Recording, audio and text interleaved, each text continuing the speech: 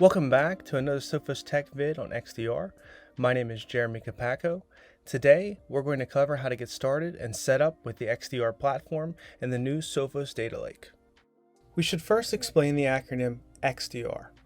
Here at Sophos, it stands for Extended Detection and Response, in that it extends past the endpoint with multiple data sources. But you'll find other vendors and industries will define it with their own context.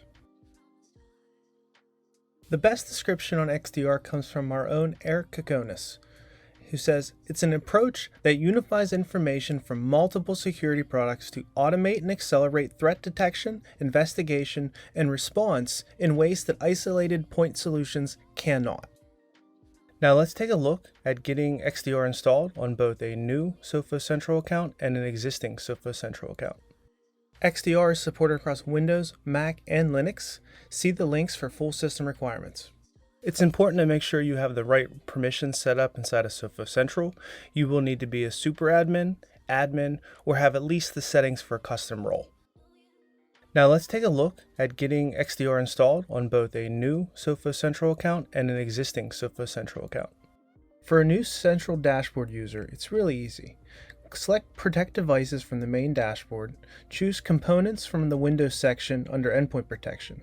If you have encryption enabled, you'll see the option to deploy. If not, you'll only see XDR. Select the appropriate OS for your installation from here and proceed with the next steps. For existing users, it is still really easy to deploy.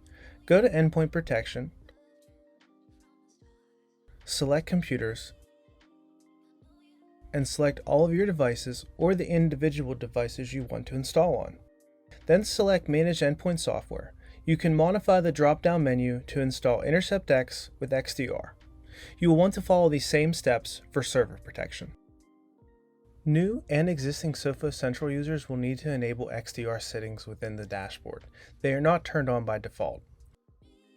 Go to Endpoint Protection, Settings, and scroll to Live Response under Endpoint Protection.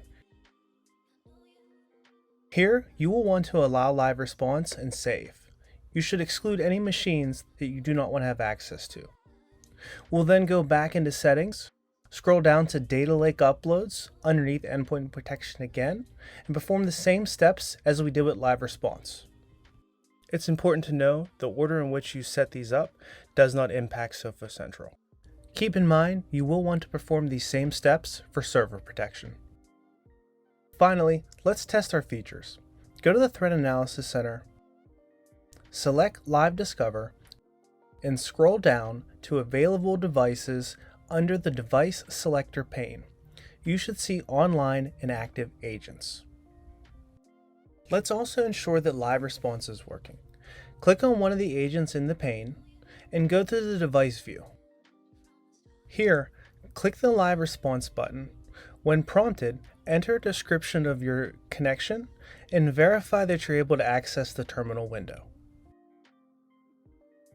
If you're running any pop-up blockers, it may stop the window from appearing, but once it does, throw a few commands in and verify the prompt is working.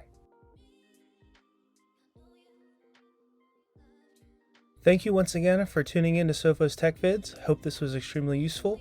Give us a like or a thumbs up, let us know how we're doing, and most importantly, stay safe and stay secure. Until next time.